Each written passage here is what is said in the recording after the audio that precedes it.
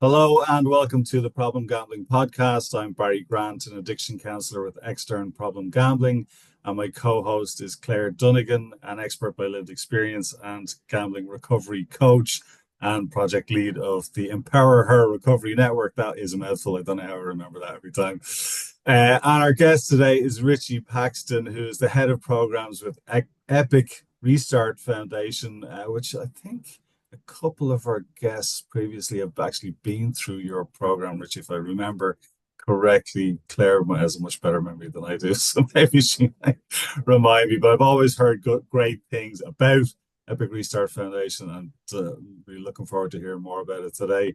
But before we jump into that, Richie, I mean, do you want to tell us about your own experience of addiction and recovery and how that all started out? Yeah, I won't bore you too much with the chaos, but there was a lot of it. Uh, for me, recovery. I'm 7 years in recovery now, which I never thought was possible. I never would have dreamt that I could have had a life without gambling, and then later on without cocaine and drugs, because my my gambling addiction manifested itself in alcohol and drug abuse as well. So, yeah, to sit here and be invited on a podcast, which I'm very grateful for, to talk about it and raise awareness and, hopefully offer some hope, that there is another life for people if they want it is just amazing. It's just amazing that I get to do this. So really grateful for the opportunity, Barry and Claire. And, you know, I'll I'll share a little bit about me, me upbringing and stuff. And it'll put a little bit of context to why I probably ended up gambling. Normal childhood, nothing, no sort of real underlying trauma as such, which is kind of what happens for a lot of people. Um, but I really struggled in school with spelling. I was quite educated and quite clever, but I always felt like I wasn't good enough due to that fact. And throughout my childhood, I found football as what I now know to be probably my first addiction. It was the first place that I ran away to all the time as a child. I ran away to the football pitch. I got a football. I would go and kick a football. It was the thing that was safe basically for me as a child. And I was good at it. So when I found something I was good at, I got that validation that I belonged somewhere, or I got that validation that I was good at something. I made friends easily through football, but not very easily outside of football. So it was that thing that really helped me just deal with life as a child and growing up through my teens. Luckily, when I left school, I signed for a professional football club. And that was every boy's dream, So I was living the life, so to speak. It wasn't a fantastic football club, but it was still a professional football club. And unfortunately, I got injured. And when I got injured, I really struggled to deal with losing the coping strategy that I'd always had, which was the football. And I turned to gambling, and that was kind of my route into gambling. Obviously, I'd gambled a little bit previously to that, but it was the escapism that I got from football. It was replaced with gambling, basically. And very quickly, that became gambling at a level that was causing harm. So, um, time was lost, money was lost, uh, was never present, was kind of distant to a lot of other things. And yeah, that continued. Um, Came out of football, and that was really hard because that was the dream, be a footballer, and your life would be fine. And I stepped away from that and went to university. And at the time, my partner was pregnant, and it was like, let's go to university, get an education, and provide for my family. That was coming. Unfortunately, my partner was give birth to our son Dylan, but she was really premature, and Dylan died unfortunately. So, um, losing the football and then the trauma of the child was kind of two big events that were very close together that became a real catalyst and snowball for my addictions just to go to a whole new level. And underlying all that was my inability to deal with feelings, emotions, grief, sadness, loss, any of that sort of stuff.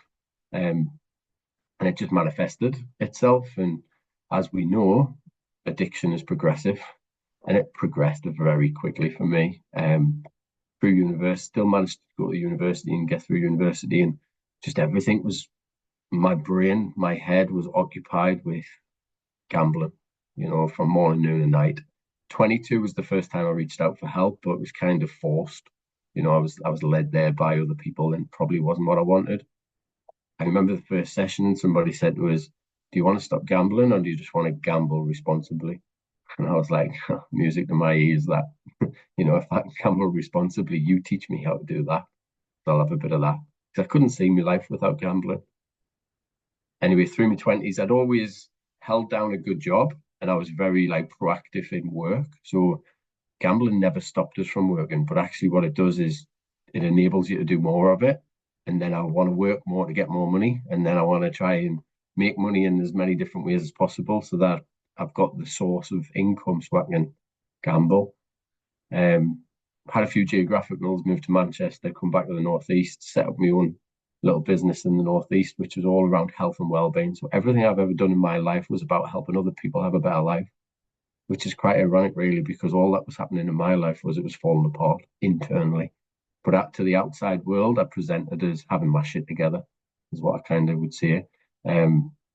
Internally, I was a complete mess. And again, it was all that inability to deal with what was going on in my head, in my heart, in my body. And yeah, 28, girlfriend got pregnant. And at that point, I was like, my life is a complete mess. How do I look after a child? How do I support a family? The world will be better off. And that was kind of when I started the suicide ideation of, when everything gets too much, I'm just going to end it and jump off the bridge. Tyne Bridge in Newcastle was the kind of vision that played through my head so many times. Luckily, that didn't happen. And that's how I'm sat here today. But it did come to a head about 6 years after that. 18th March 2018, I stood on the bridge and wanted to jump. And I was talked down off the bridge.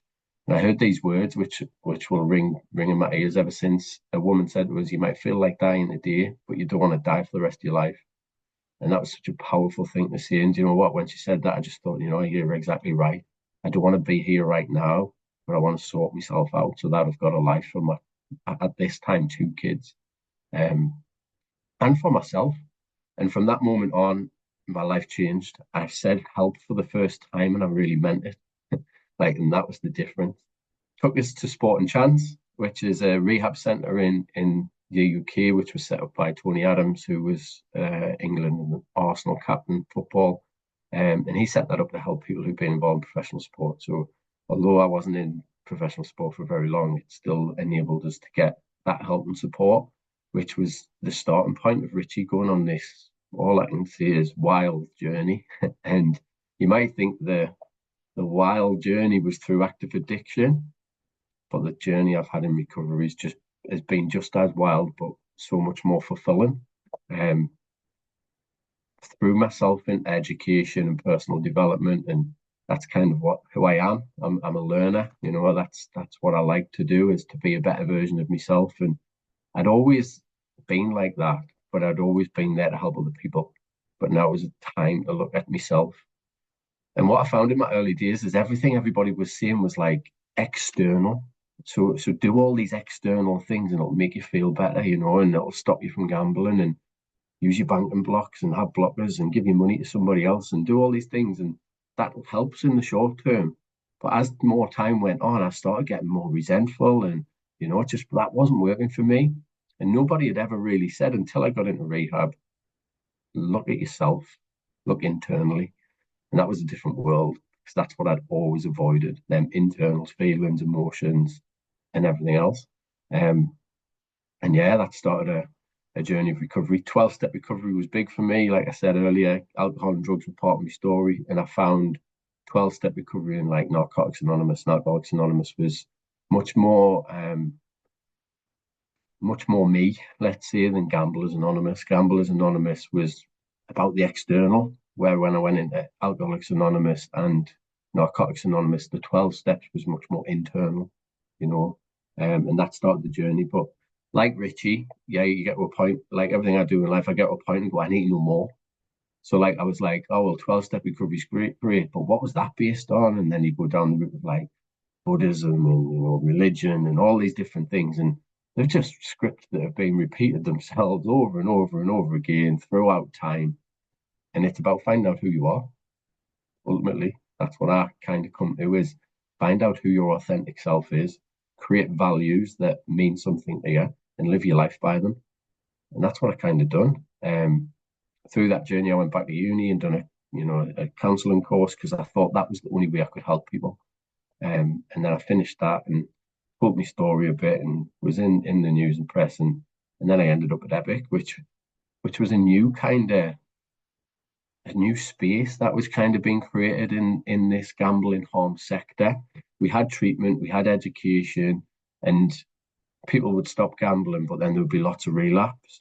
So what Epic was about when I spoke to Paul Buck, who was the founder, was about trying to fill that void of long-term recovery support.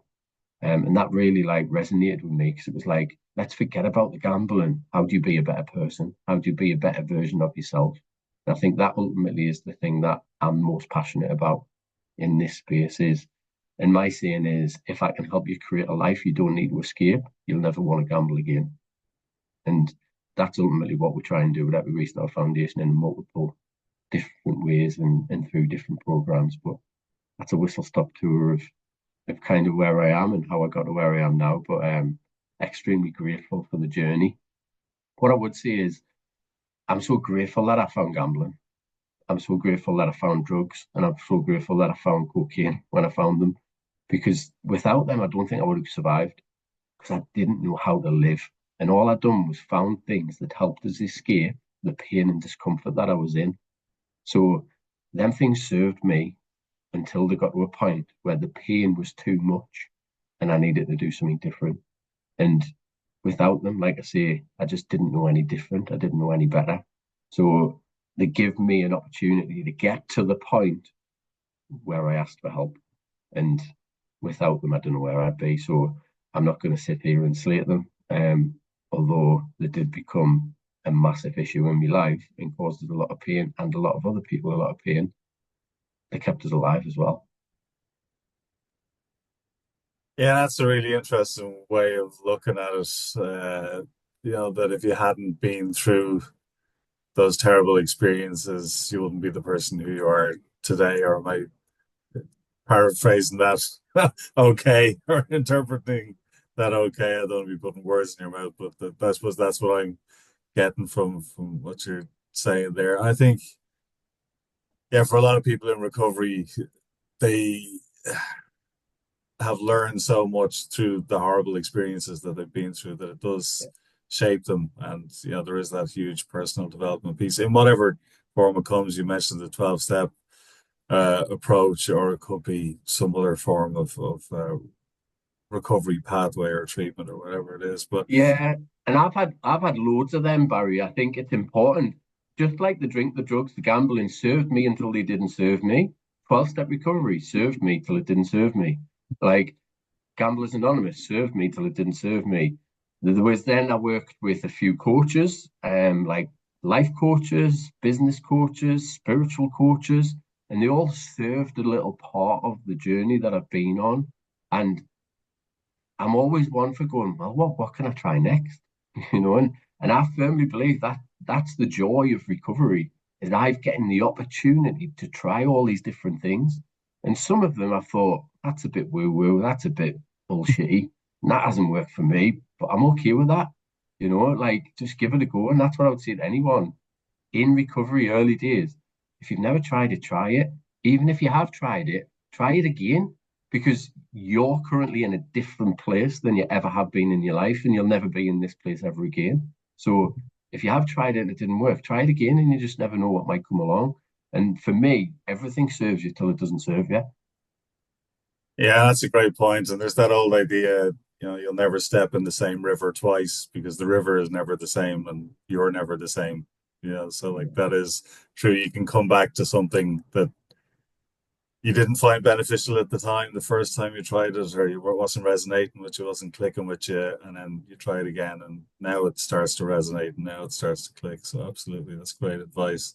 I mean, there was so much in there. I just want to pick up on a few things, and then maybe Claire might want to come in. But I mean, the first thing you mentioned, the injury. I mean, see, you achieved the dream of becoming a professional football player, uh, and then not long after that, pick up an injury. And I've worked with a lot of people over the years who play sport, sometimes amateur sport, sometimes professionally, but at a high level where it's a really, really big and important part of their lives.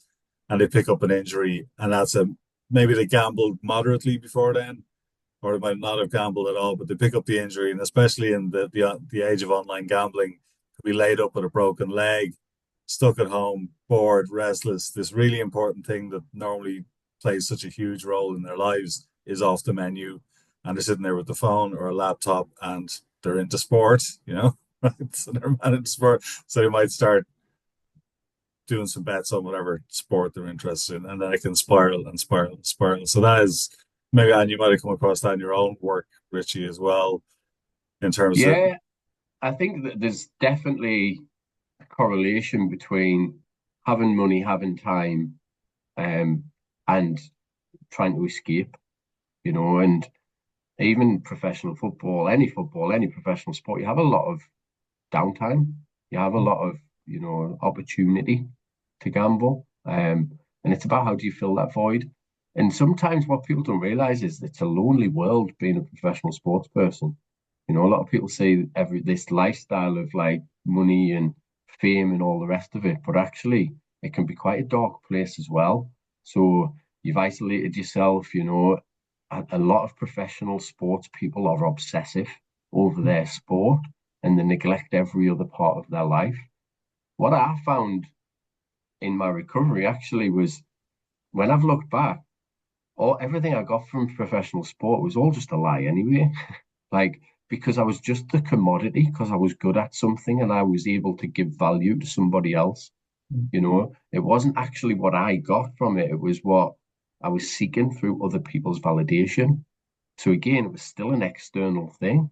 It wasn't Richie doing it because he loved it. It was might have been a bit of that, but it was really the validation and the community and the part of something bigger than yourself that was the real appeal. So it's not always sunshine and sandy beaches and stuff like people might think, because you do have to give a lot. And like I say, obsession, I see run through so many different sports, because to become professional, you have to kind of have that little bit of obsession to be able to train as hard as you need to train and work as hard as you need to work to be in that top 1% that make it. So yeah, it's a difficult world for some people. And then we are better at it now, but even probably 5 years ago, there wasn't player care like there is now. I was never educated on finance. I was never educated on anything other than football. I didn't know how to cook anything other than beans on toast. I didn't know life skills. So then when you come out of this place where you're really well looked after and you've got to stand on your own 2 feet, especially when you've got all this emotion and feeling that you've got no idea how to deal with, you just literally go, fuck, how do I deal with this? And you don't deal with it very well most of the time. yeah, of course. And sorry, just one last thing that really kind of jumped out at me. You mentioned, the banking block and the gambling blockers and your self-exclusion and all that sort of stuff.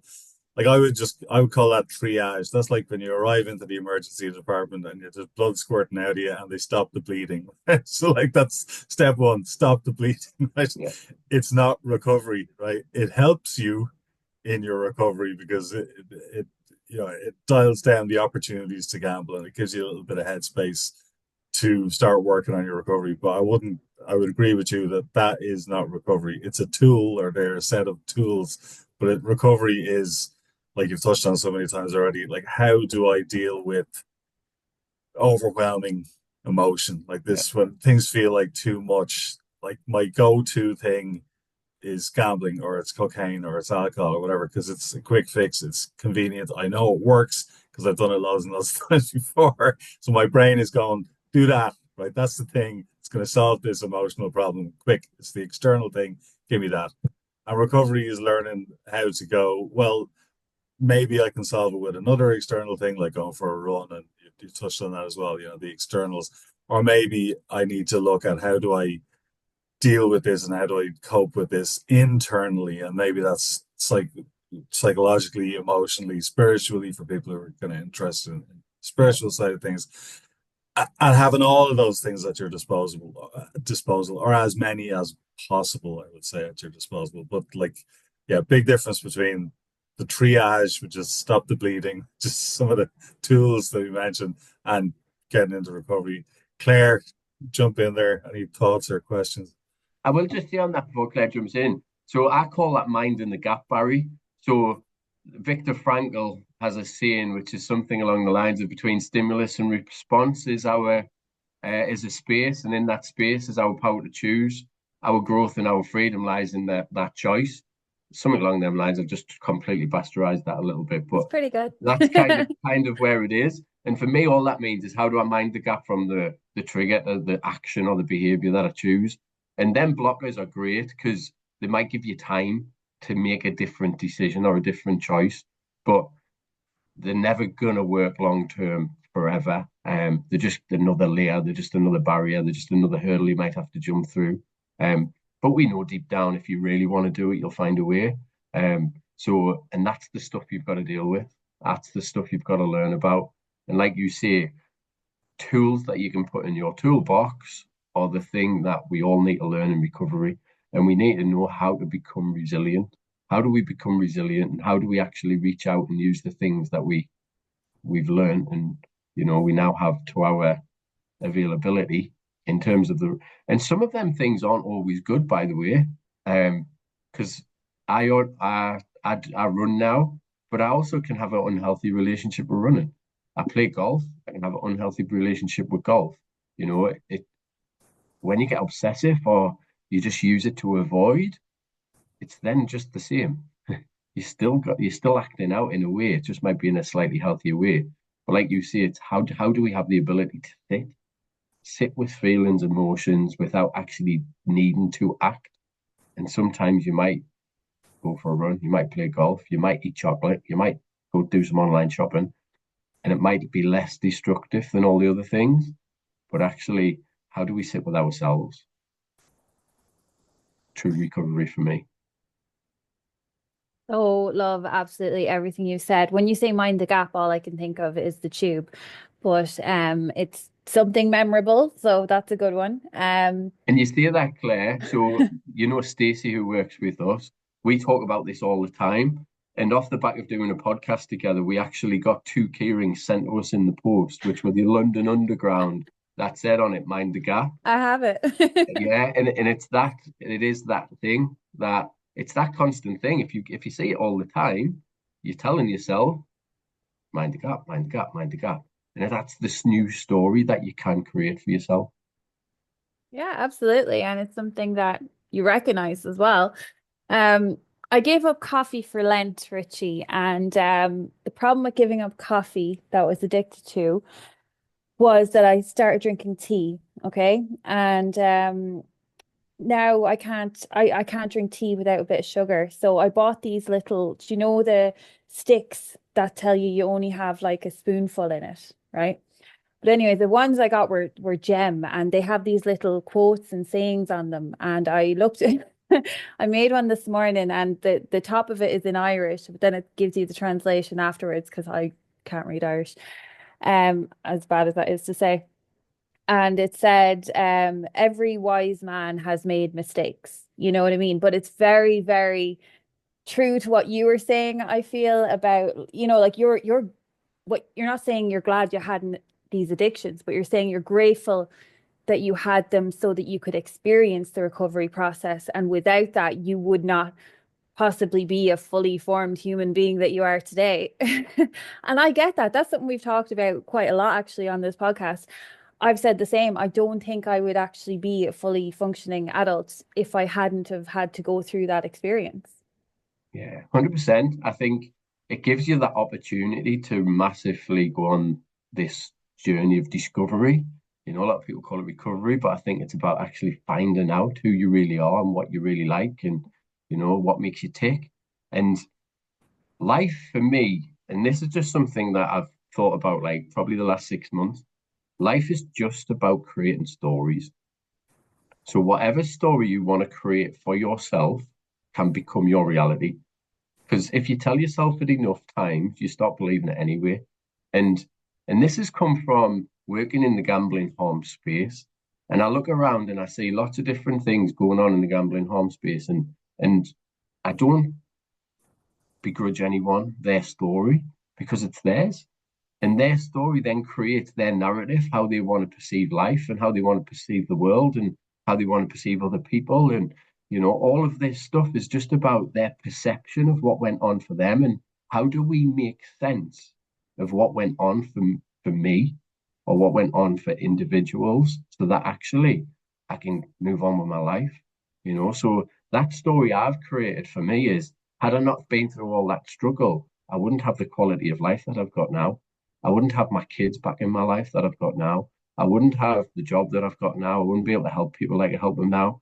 And fundamentally, I wouldn't be able to make sense of why I went through all the struggle and shit.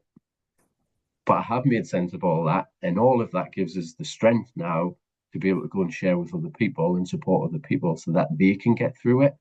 And if, for me, the number one thing there is offering hope, offering inspiration.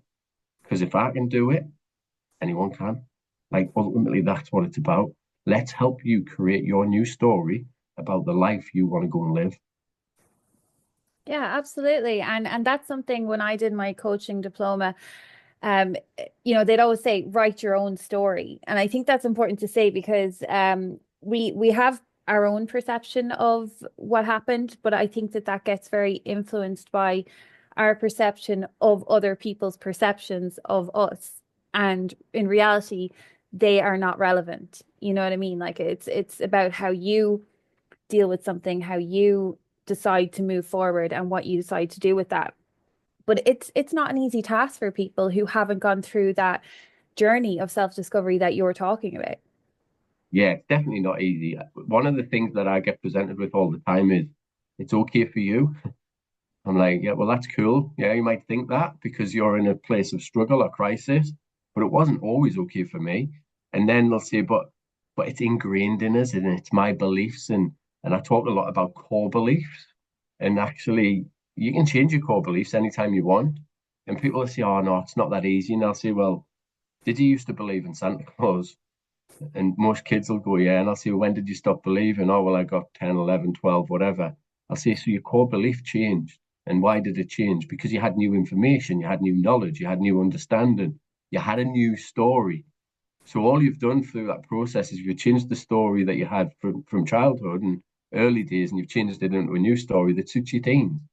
So if you can do that when you're 11, 12 year old, why can't you do that when you're 25, 40, 45, 75? Because it's no different whatsoever, really. It's just about having the ability to increase your awareness and understanding, self-awareness, more importantly than anything else, and then create the new narrative, whatever you want that to look like. Yeah, and I've been saying that something similar to that to clients for years that, around core beliefs, the Santa Claus thing is a great example. Normally what happens when the kid is 10 or 11, somebody in the schoolyard goes, you don't still believe in Santa Claus, do you? P.S. If you're listening to this podcast with your children, stop doing it right away. This is the worst thing that a person could possibly do. But anyway, so, some kid in the schoolyard, an older kid goes, you probably still believe in Santa Claus. And the kid goes, no. And then they realize from talking to the other kids, and then maybe they ask their parents, and then the parents reluctantly tell them, burst their bubble and say, no, we've been lying to you for 11 years. There is no Santa Claus, right? But that same 11-year-old child has some negative core belief, probably because they're human. We all have some, right? And it might have one of the common ones, like I'm not worthy, or I'm less than, or I'm unlovable, right? Now that where their parents deliberately lied to them about Santa Claus, they accidentally gave them this other lie, right? That was by accident. Most parents really don't do that, right? And the child might have grown up thinking that the parents loved their sibling more than they loved them. Again, that can just be a perception thing. Most parents are trying really hard to be even-handed, that sort of stuff. But the point I would make to clients is, at no point in your childhood did some child come up to you in the schoolyard and say, that belief that you have about being unlovable, that's not true, right? It's just like Santa Claus is not true. That has never happened to any of us, right? And unfortunately, So it's on all of us as adults as we grow up and as we grow as people and as we try and develop as people to identify those lies ourselves. Or not, it could be through a therapeutic process with a counselor or a coach, some sort of therapist, or in group therapy or whatever it is, or personal development that we're working on it. But we owe it to ourselves to identify those lies, those negative core beliefs, those irrational ones that are untrue, and flip them, just like we did when we had that horrible light bulb moment when our world came crashing in and we realized that there is no magical Santa Claus and all that lovely magical stuff that we believed in doesn't exist anymore. There's usually some pain involved in the process of going, hang on, I am just as lovable or just as deserving of love as everybody else on the planet. How did I end up with that belief? And then you have to examine that and what went on there. And some of it is on you, although you were a child at the time, so not really on you. But the way perception works, and some of it is on the people around you and how they spoke to you and how they treated you generally. Sorry, that was very long-winded, but I think it was a really important point. Yeah. What I would say, Barry, I think it's really important for us as adults to now understand. As a child, the world revolves around you. As a child, you will make everything that ever happens in that life, in that environment, about yourself. And I talk a lot about unmet needs as children, and I think that's really important. That most of the time, that unmet need has exaggerated and catastrophized into something much greater and bigger than it ever really was as a child. But actually, that's how the child experienced it. So you can't downplay that. You've got to go meet that child where they're at, even if it's in adulthood, and you've got to go and find that inner child, and you've got to nurture it, and you've got to show it empathy and understanding, and then you've got to take it on the journey and show how it is lovable and how it is, adds value to society and all of them other things, and challenge it. And that's what you've got to do, really. And that's not easy for people. And I say all the time, you've got to do the work. And when people say, well, what's the work? It's that type of stuff. That's the work. It's not just, oh, well, I go to Alcoholics Anonymous every week and I sit in the meeting for an hour and a half. I'm like, cool, what are you doing the other however many hours there is left in the week? It's not just that one piece or, oh, well, I listen to a podcast. That's great. But what are you doing? What action are you taking after you've listened to it? So hopefully somebody takes something out of this conversation. But my challenge to them is, what are you going to go and do with that? How are you going to change? What are you going to go and explore? What tool are you going to add to your toolbox? Like, otherwise, you've just showed willing, but not really done anything with it. And for me, that's why I'm really passionate about coaching. And I truly believe there's 4 years that I always work with, and it's about creating awareness for people that something exists or something needs to change, or this is where you currently are, helping them accept that position that they find themselves in, helping them take some sort of action and create action plan. And then the fourth one is accountability. Having somebody who's going to go, have you done it yet then or not? Having somebody that's just going to hold you accountable and see how I made it. Like, see it how it is, not just blow smoke up your ass for the sake of it, but actually call you out on your bullshit if you need to. And I honestly believe if we have the 4-year framework and principles in most areas of our life, we can do anything we want.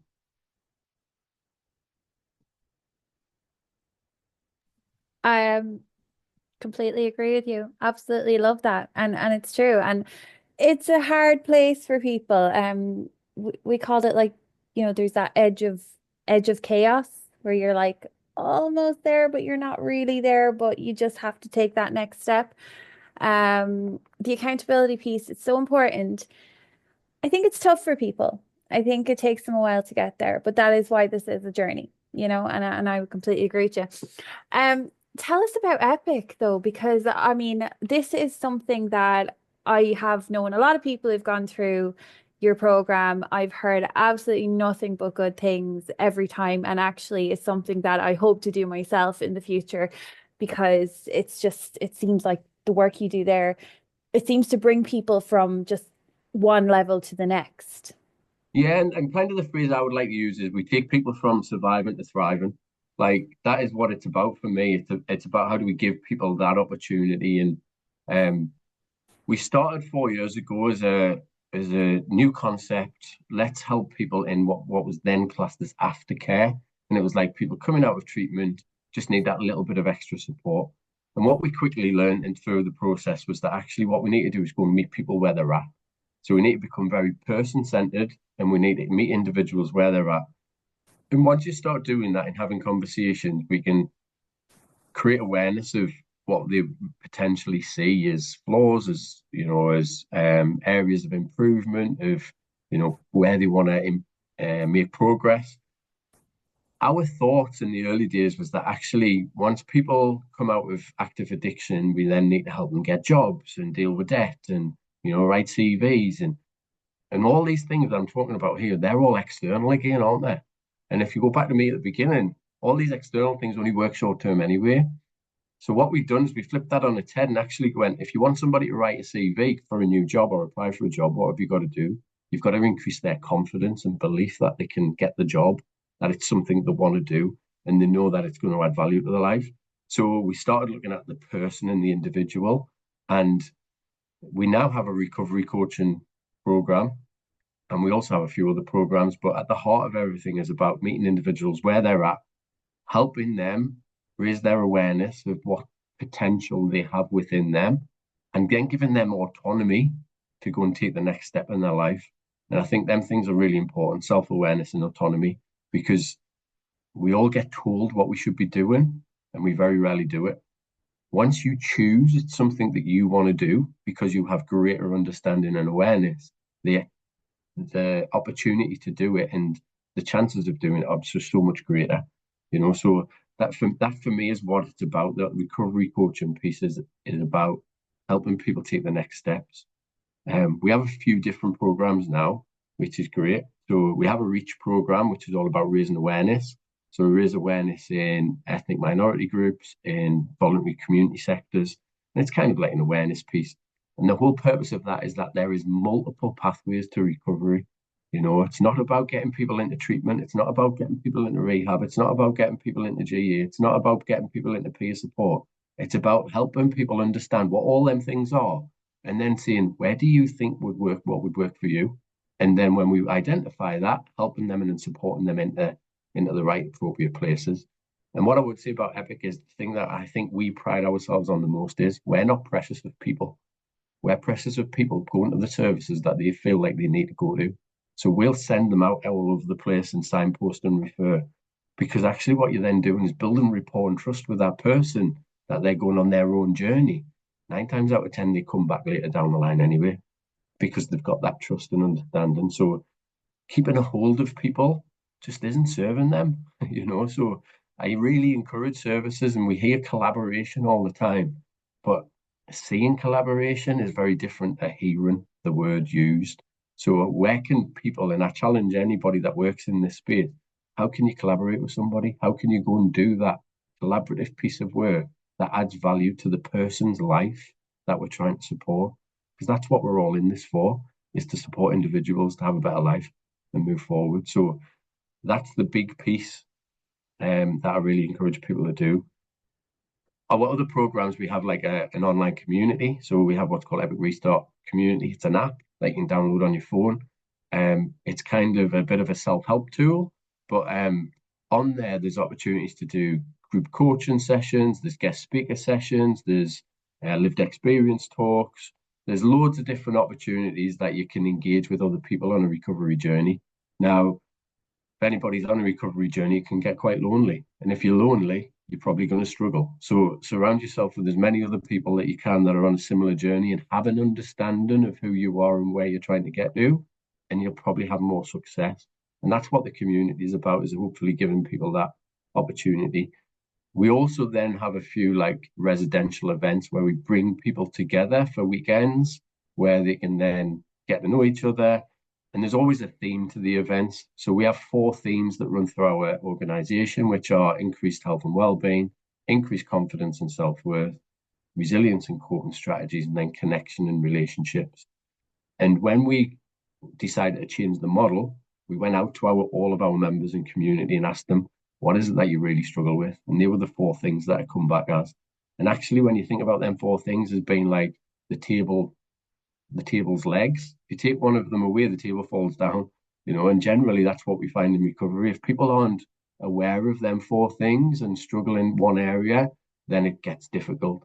So we try and look at the holistic recovery of an individual and how they become a better version of themselves. I don't know if that answered your question, but we're there, I think. And then the last part is Restarting Lives. And Restarting Lives is a 4-month recovery coaching program. So you get assigned your lived experience recovery coach who will work with you. Every other week you'll have a session, and it's about that behavior change. How do I go from this place to this place and have a better quality of life? And hopefully through that, one-to-one support and again, events, because we run events in all of our programs, you get the opportunity just to go, do you know what it is? I do deserve more. I am a better version of myself. I do deserve to be, because a lot of the time we think we don't. And again, it's them core beliefs. Let's challenge them core beliefs. Let's find out what our true values are and align our life to them true values so that there's less friction.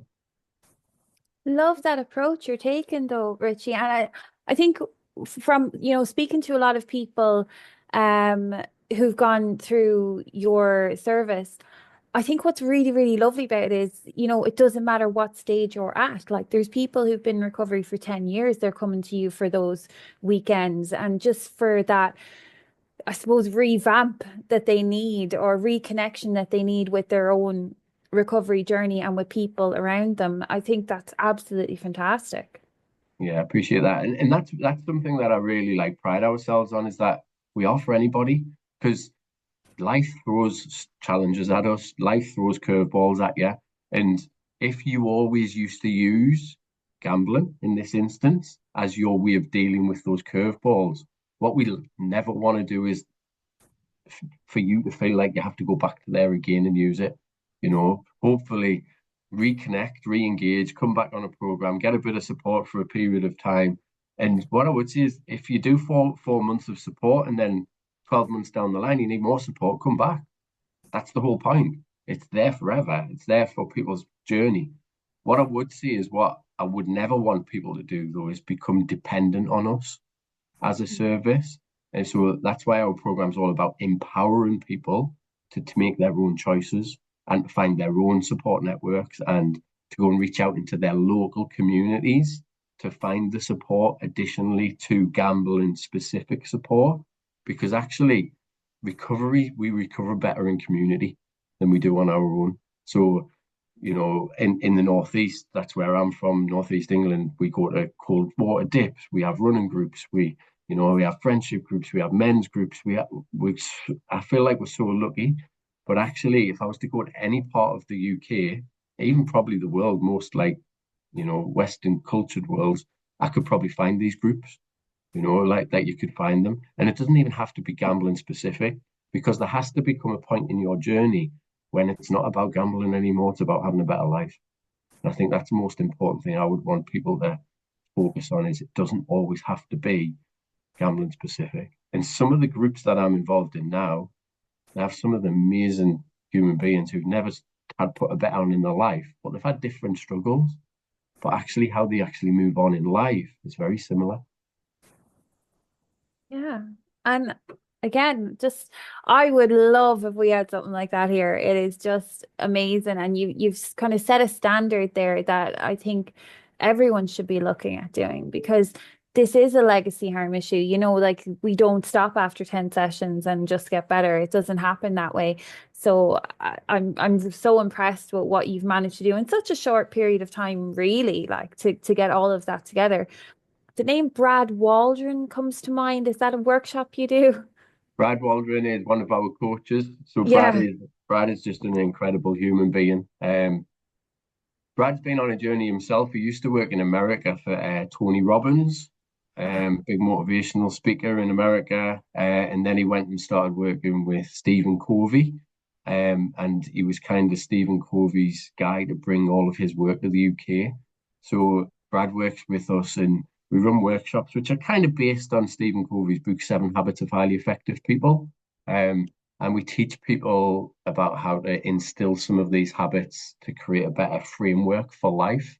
And that, again, is all about just putting new tools in your toolbox dealing with the right things when you need to deal with them, creating an action plan, moving from that dependent stage to being independent in your recovery. And then most of the time, what happens in recovery is people will then want to become interdependent. And what I mean by that is they then want to give back. They want to give back and they want to help other people and they want to support people, which is great. The problem comes when people want to go from being dependent to interdependent and missing out the independent bit in the middle. So I always say have a private victory, and the private victory is getting yourself to a place where you're independent and you're not the one that's very vulnerable and relying on other people all the time. You're there and you know how to deal with triggers, you know how to deal with the emotions, you know how to deal with yourself. Because once you know how to deal with yourself, then you can support other people. I see a lot of people who just want to skip the stage out and they want to go public victory, which is about I'm saving the world. And generally, what saving the world does is means you avoid saving yourself, and you become again that wounded healer of I just want to do this to avoid actually having to do the work on myself. And I always encourage everybody, spend the first. For me, it was 3 years. I spent 3 years on my own personal recovery before I even wanted to help anybody else, before I even looked at helping anybody else, because that gives a real good foundation. And I'm not saying everybody has to do 3 years, but I would definitely encourage everybody to do a good 12 to 18 months of just working out who they actually are. Yeah, and that is important. I'm just conscious of the time around. There was a lot in that, Richie. But yeah, I think for a lot of people, like even slight tangent, but let's say I smoked cigarettes for 20 years and then we gave them up about 20 years ago. But having started smoking cigarettes at age 12, when I got to age 32 and I managed to stop smoking cigarettes, I actually didn't know who I was. I didn't know who I was if I wasn't a smoker. I just didn't. And for a lot of people, I don't know who I am if I'm not a drinker, if I'm not a gambler, if I'm not using drugs, whatever the thing is.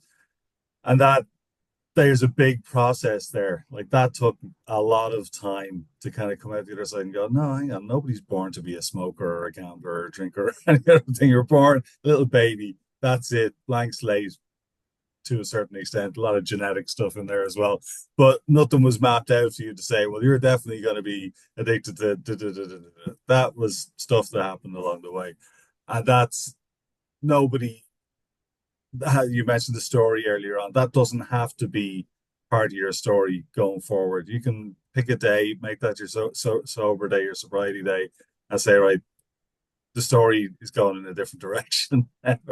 And I think that's really important. I think we'll actually have to get Richie back on again because there's so much to unpack there, and we're so tight for time.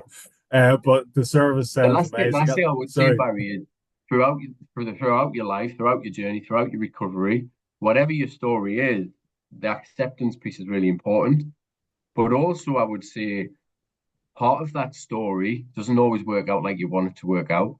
And I've had relapses, I've had struggles prior to going into Sport and Chance 7 years ago. But prior to that, I'd had multiple attempts at recovery, and it was multiple attempts that got it, that eventually got us to the place where I got it, if that makes sense. And I'm sitting here saying this, there's nothing to say that I'm never going to have a relapse ever again. There's nothing. And that could be drink, drugs, gambling, or actually it could be a relapse and I just turn into a right twat again. like I just turn into a vile human being and I become angry and aggressive. And that's still potentially a relapse because you're acting out in the same way and you're not dealing with the feelings and emotions. And sometimes that can come at any time. So it'll never be plain sailing. But actually, if you do lapse or relapse, it's just part of the journey. All I'd encourage people to do is to go, what am I learning from this and why did it potentially happen? What can I do different in the future? But never be shamed by it is fundamentally what I'm trying to say. Because every time that it happens, you've got a better chance next time of succeeding. And I think that's really important for people to hear because a lot of people feel a lot of shame and stigma when they lapse or relapse. But making that part of your journey can just instill confidence in somebody else that actually can potentially be part of their journey as well.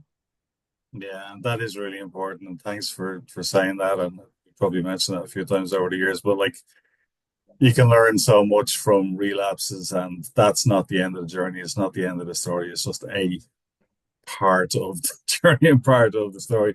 I better let you go there for today, Richie. Thanks so much for taking the time to come on. And the service sounds fantastic. Anybody in the UK, please do check out Epic Restart Foundation. They're doing amazing work over there. Richie Paxton, Head of Programs with Epic Restart. Thanks so much for joining us today. And thank you for tuning in to the Problem Gambling Podcast.